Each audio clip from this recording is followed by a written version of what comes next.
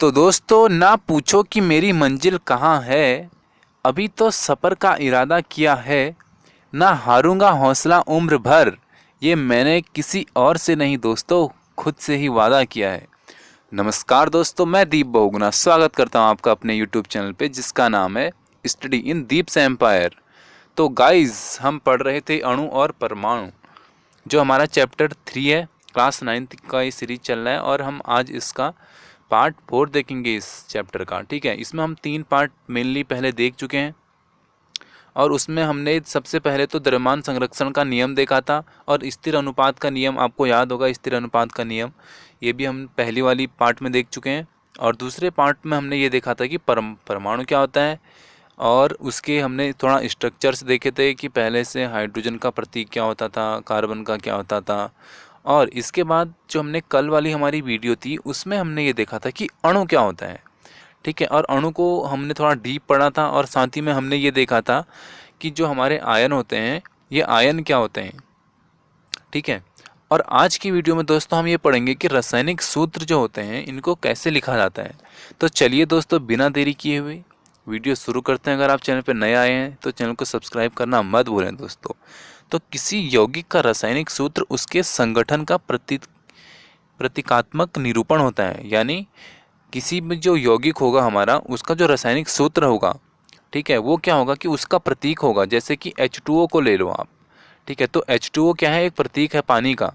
ठीक है, ये इसका रासायनिक सूत्र भी हो गया और ये इसका प्रतीक भी हो गया। हमको कहीं पे H2O लिखा हुआ दिखेगा तो हम ऐसे ही समझ जाते हैं कि ये पानी है। ठीक है दोस्तों, भिन्न भिन्न यौगिकों के रासायनिक सूत्र सरलतापूर्वक लिखे जा सकते हैं। तो यानी हमारे जो अलग अलग यौगिक हैं उनके हम जो रासायनिक सूत्र हैं वो नॉर्मली हम बहुत सी इजी वे में लिख सकते हैं। ठीक है, इस अध्ययन के लिए हमें तत्वों का प्रतीक, यानी तत्वों के प्रतीक कौन से तत्व को क्या कहते हैं। जैसे कि H2O में हमको ये पता होना चाहिए कि हाइड्रोजन को H कहते हैं, ऑक्सीजन को O कहते हैं। उनके प्रतीकों का हमको पता होना चाहिए। उनकी जो संयोजन होती हैं, संयोजन क्षमता, यानी हमको हाइड्रोजन कितने रखने हैं, H2 रखना है तो H2 हमको इतना पता होना चाहिए, और O रखना है तो हमको O का पता होना चाहिए कि O का हमको एक ही तत्व रखना है, यानी उसका एक ही परमाणु रखना है O का, तब हमारा जल बनेगा। ठीक है, किसी तत्व की संयोजन शक्ति, जो हमारा कोई भी एलिमेंट है उसकी जो संयोजन शक्ति होगी अथवा जो उसकी संयोजन पावर होगी, क्षमता, उस तत्व की संयोजकता कहलाती है। तो संयोजकता क्या होती है, संयोजकता किसी तत्व की संयोजन शक्ति होती है। जैसे कि आप कार्बन को ले लो, तो कार्बन का हमने ये देखा है कि जो उसका बाहरी कोश होता है उसमें 4+ और 4- दोनों चीज़ें लेने की उसमें एबिलिटी होती है, तो वो दोनों चीज़ें ले सकता है। इसलिए उस पर क्या है, 4 इलेक्ट्रॉन है उसके पास। फ्री इलेक्ट्रॉन कितने हैं उसके पास, 4 फ्री इलेक्ट्रॉन है। तो ये जो 4 उसके पास फ्री इलेक्ट्रॉन है, इन्हीं को हम क्या कहते हैं दोस्तों, इन्हीं को हम संयोजकता कहते हैं। ठीक है, I hope you are understanding. किसी एक तत्व के परमाणु दूसरे तत्व के परमाणुओं के साथ किस प्रकार से संयुक्त होकर एक रासायनिक यौगिक का निर्माण करते हैं, तो ये हम अभी देखेंगे इसके बाद कि वो कैसे हम रासायनिक यौगिक का निर्माण करते हैं। जैसे कि आप ये देखो कि H+H क्या होगा दोस्तों, हमारा H2 हो जाएगा, ये हमारा हाइड्रोजन हो गया। और जब हमने हाइड्रोजन के साथ ऑक्सीजन की अभिक्रिया करवाई तो हमको जल मिला, यानी H2+O, तो हमको क्या मिलेगा, H2O मिलेगा। ठीक है दोस्तों, तो यहाँ पे यही बोल रहा है। इसको ज्ञात करने के लिए संयोजकता का उपयोग करते हैं। तो संयोजकता का भी हम इसके लिए उपयोग कर सकते हैं। कैसे, तो देखिए हाइड्रोजन के जो बाहरी कोश होता है उसमें कितना इलेक्ट्रॉन होता है, 1 इलेक्ट्रॉन होता है, और उसकी जो बैलेंसिंग होती है उसको 2 इलेक्ट्रॉन चाहिए अपने अपने को स्ट्रॉन्ग करने के लिए, यानी अपने को स्थायी करने के लिए उसको कितने इलेक्ट्रॉन चाहिए, 2 इलेक्ट्रॉन चाहिए। तो उसके लिए 1 इलेक्ट्रॉन, और जो हमारा ऑक्सीजन है उसके बाहरी कोश में 6 इलेक्ट्रॉन होते हैं। ठीक है, तो उसको कितने इलेक्ट्रॉन चाहिए, उसको अष्टक पूरा करने के लिए 2 इलेक्ट्रॉन चाहिए। तो ये क्या करेगा, H और H, 2 H हो गया अब हमारे पास, तो दोनों के पास एक इलेक्ट्रॉन पहले वाला H देगा, दूसरा इलेक्ट्रॉन दूसरा वाला H देगा, तो 2 इलेक्ट्रॉन हो गए। और यहाँ पे इसको 6 चाहिए, 6 हैं इसके पास, इसको 2 चाहिए, तो यहाँ से इसको 2 मिल गए तो इसको 8 मिल गए, इसके पास 8 हो गए। और जो यहाँ पे 2 इलेक्ट्रॉन अभिक्रिया करेंगे इसके साथ, वो एक एक इलेक्ट्रॉन हाइड्रोजन के साथ भी शेयरिंग करेंगे, यानी आदान प्रदान दोनों तरफ बराबर होगा। ठीक है, तो जब आदान प्रदान दोनों तरफ बराबर होता है तो उसमें प्लस माइनस चार्ज नहीं लगता है, वो हमारा निगेटिव हो जाता है, यानी वो हमारा बराबर हो जाता है। ठीक है, तो इसको जो हम ज्ञात करते हैं उसके लिए हमारा संयोजकता का उपयोग होता है कि करके हमको कौन सा एलिमेंट, कितने एलिमेंट जोड़ने हैं। ठीक है, जैसे कि पानी बनाने के लिए हमको इतना पता होना चाहिए कि हाइड्रोजन के 2 अणु जोड़ेंगे और ऑक्सीजन का 1 अणु जोड़ेंगे। ठीक है, किसी तत्व के परमाणु की संयोजकता उसके हाथ अथवा भुजा के रूप में विचार किया जाता है। तो यहाँ पे कुछ नहीं ये बोलना है कि हम उसको इस प्रकार भी विचार कर सकते हैं। तो यहाँ पे हम अब ये सारणी देखते हैं, कुछ जो हमारे सामान्य सरल एवं बहुपरमाणुक आयन है इनको हम देखते हैं। तो सबसे पहला जो हमारा आयन है वो है सोडियम, पोटेशियम, सिल्वर, कॉपर। ये 4 हमारे आयन हैं इसमें। तो चलिए यहाँ पे हम कुछ आयन और इनके संकेत देखते हैं। तो सबसे पहले हम देखते हैं सोडियम। सोडियम को हम लिखते हैं Na। इसका जो है रासायनिक नाम है नए। ठीक है, और इस पे प्लस जो लगा है, तो यहाँ पे प्लस मतलब कि इसके जो बाहरी कोश है इसमें कुछ फ्री इलेक्ट्रॉन्स हैं जो कि ये दूसरे को दे सकता है। लेगा तो माइनस आएगा, देगा तो प्लस आएगा। दोस्तों आप इस बात को जानते हो। ठीक है, और यहाँ पे पोटेशियम की बात करें तो पोटेशियम का फॉर्मूले में पी नहीं आता, ये चीज़ आप याद रखना। पोटेशियम को हम लिखते हैं K+, क्योंकि ये भी इलेक्ट्रॉन देता है। ठीक है, सिल्वर का हो गया Ag+। सिल्वर आप इनके नाम के अकॉर्डिंग ही सबका नहीं होता है, और नाम कैसे रखते हैं ये आप पिछली वीडियो में देख चुके हैं मेरे साथ कि कौन से तत्व का हम नाम कैसे रखते हैं और किस अकॉर्डिंग रखते हैं। ठीक है, ये सब कुछ आप मेरे साथ पिछली वीडियो में देख चुके हैं। अगर आपने नहीं देखा है तो आप इसका पार्ट 2 और 3 देख सकते हैं। ठीक है, कॉपर का जो हमारा फॉर्मूला होता है कॉपर फर्स्ट का, वो होता है Cu+। यानी जो Cu+ का मतलब भी यही हुआ कि यहाँ पे ये इलेक्ट्रॉन देगा। ठीक है, यहाँ पे अगर लेगा तो यहाँ पे माइनस आ जाएगा। जैसे कि आप ये देखो सल्फाइड का देखो यहाँ पे क्या है CO3 2-, तो यानी इसने क्या कर रखा है, 2 इलेक्ट्रॉन दे रखे हैं। ठीक है, और जितने इलेक्ट्रॉन देगा उतना माइनस में लग जाएगा। ठीक है, और यहाँ पे ये क्या कर रहे हैं, एक इलेक्ट्रॉन दे रहे हैं तो इसलिए यहाँ पे प्लस का लग गया, और यहाँ पे ये ले रहे हैं इसलिए माइनस का लग गया। अगर हम उधार लेते हैं तो ऋण आ जाता है हम पे, और अगर हम देते हैं तो हमारे पे धन आ जाता है। और इसके बाद हम दूसरा देखते हैं मैग्नीशियम का क्या हो गया Mg2+, यानी ये 2 इलेक्ट्रॉन देगा किसी को, जिसके साथ ये अभिक्रिया करेगा। जैसे कि ये किसके साथ करता है दोस्तों अभिक्रिया, MgO, आपने सुना होगा MgO। तो ये यहाँ पे मैग्नीशियम ऑक्साइड बनाता है। तो आप वहाँ पे यार देख सकते हैं कि 2 इलेक्ट्रॉन ऑक्सीजन को देगा। ठीक है, कैल्शियम भी 2 इलेक्ट्रॉन देता है, जिंक भी 2 इलेक्ट्रॉन देता है, और आयरन सेकंड भी हमारा 2 इलेक्ट्रॉन देता है। आयरन सेकंड का फॉर्मूला देख लेना, Fe2+ होता है। कॉपर सेकंड भी हमारा 2 देता है।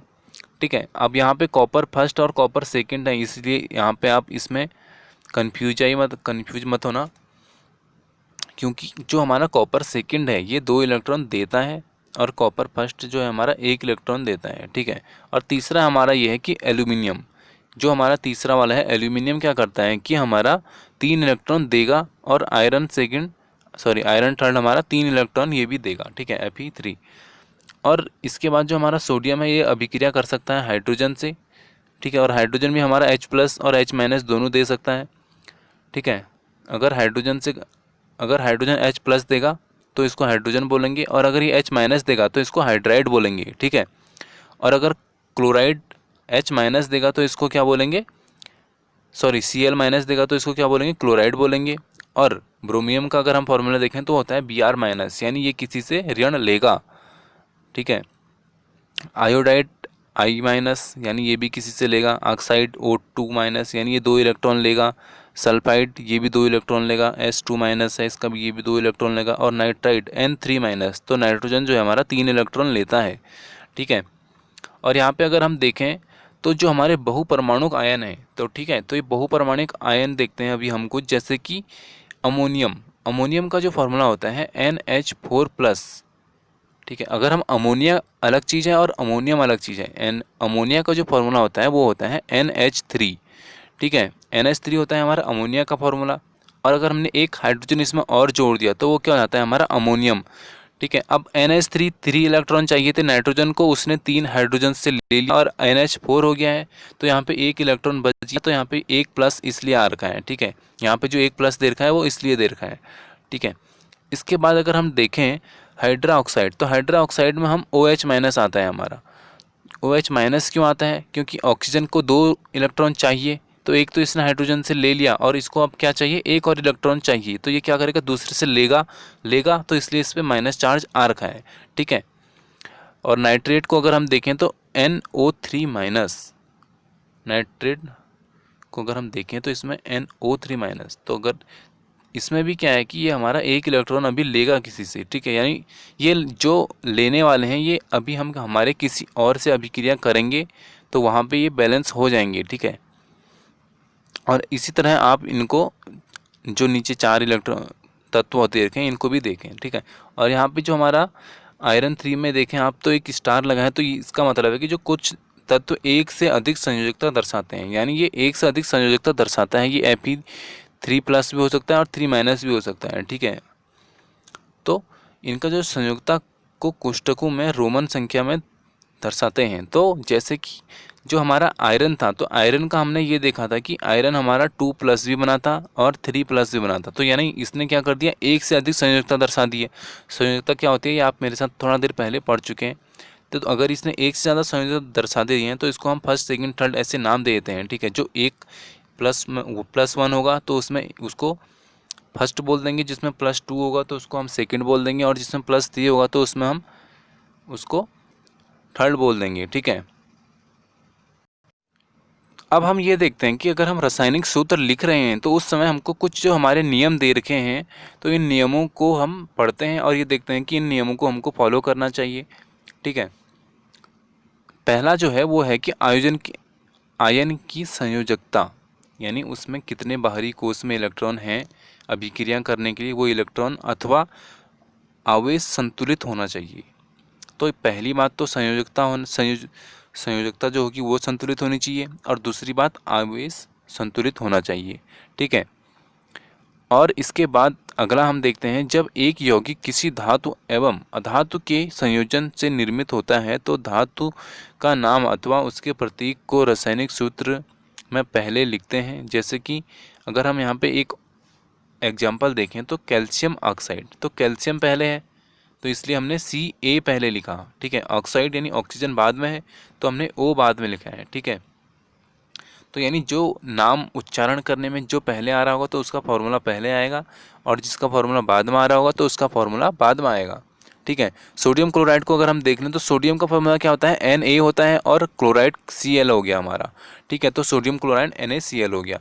आयरन सल्फाइड का भी देख लो FeS, तो आयरन क्या हो गया हमारा Fe हो गया, और सल्फाइड यानी सल्फर का फॉर्मूला S क्या है हमारा, बाद में आ गया। ठीक है। और कॉपर ऑक्साइड के साथ भी सेम ही चीज़ होता है, और भी ऐसे बहुत सारे एग्जाम्पल आपको मिल जाएंगे जिनके साथ सेम चीज़ें होती हैं। ठीक है।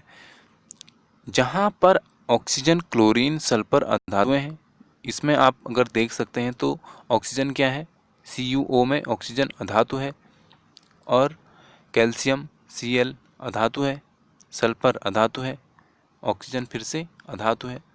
तो यानी जो अधातु होगी वो बाद में आएगी। ये हमारा दूसरा रूल हो गया कि जो अधातु होगी वो बाद में आएगी और धातु जो है पहले आएगी। ठीक है।